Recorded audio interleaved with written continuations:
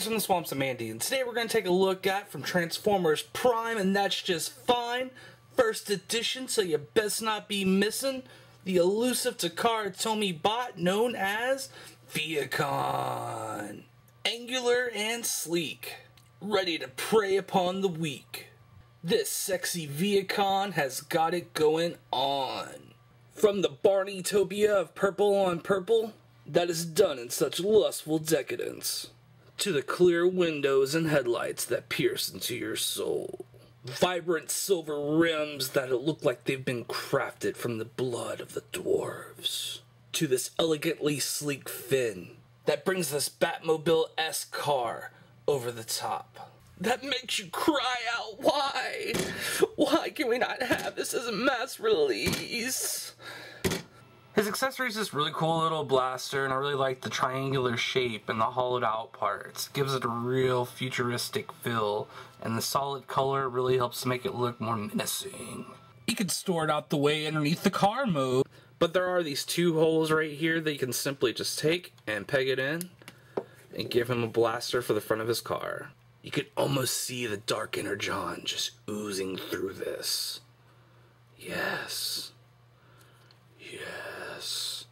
If this was a mass release where you could troop build it, you could give them their own little unique touch by putting it on this side, that side, maybe giving one 2 guns. Subtlety was never my strong suit, and I think that's something that this Vehicon's alt mode and I have in common. The Mad Max feel of this vehicle is outstanding. A unique design of sexy and rage. It just makes me want to have 10 of these side by side like a parking lot of doom.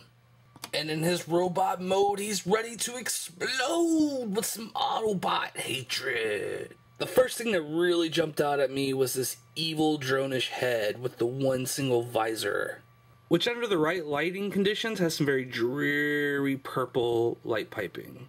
It has a separate piece where the neck can move, and the head itself can move a good degree up, as well as rotate all the way around. So with the variations on the head alone, this really stands out that it would have been great to have a bunch of these for troop building, to give each one a slightly different appearance. The second thing that really stuck out to me was this clear piece on the chest, and the way that they put the Decepticon logo underneath it adds a lot of depth to the toy. The whole torso section itself kind of reminds me of a mouth open, ready to gobble gobble. Nom nom nom nom nom nom nom nom nom nom nom nom. I love these raised pieces on the shoulder, and because they're on a hinge joint, you can get them at a really cool angle. The shoulders themselves also can do a full 360 around. Even though there is this huge butt flap and back kibble, it doesn't really get in the way of the shoulder, so it doesn't bother me. And I also really like how these fins sit off the back. Really nice touch. Another point to add is these wheels right here are actually on this hinge joint that goes up and down. So it was another way to add a little character to each individual one. He's got a double weird joint for an elbow. I just really wish they would have put a bicep swivel. I really like these 3-pronged fingers. I think they're very well done. It looks malicious. And as far as hand articulation, that's about it. When you get to the waist, there actually is a waist, and it's pretty cool. You can actually rearrange all this back stuff out the way to where you can have him in some cool sideway poses. His hips can go in and out, as well as his legs can go front a good ways and back. It gets hindered by this kibble, but you can move it out the way if you want.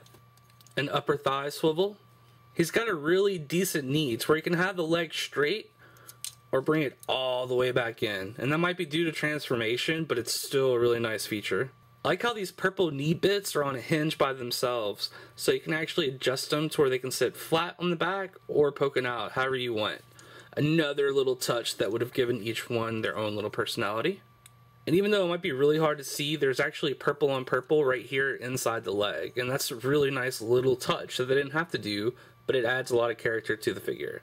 And I've seen these feet arranged all kinds of crazy ways, but personally this is how I like to do it. This little tab sits nice and flush, this is at a cool little angle, and then you got a really nice heel spur and a little toe.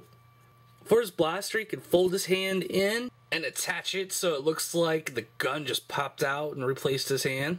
Or open this flap up to where it just looks like it's sitting underneath. If you move the wheel back up to the shoulder, you can actually slot it in to where it sits on his shoulder. Gives it that War Machine feel, as well as adjust the wheel down to where it sits below his arm.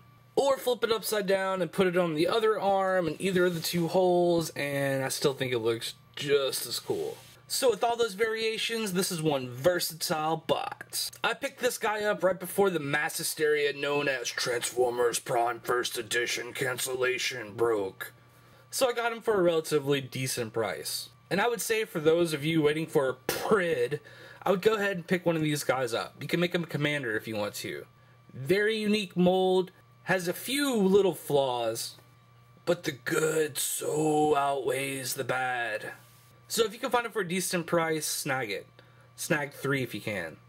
This would have been a great mass-produced troop builder. And I'm really hoping that the one they come out with for the Robots in Disguise line lives up. So thanks for watching. And go fix me a sandwich.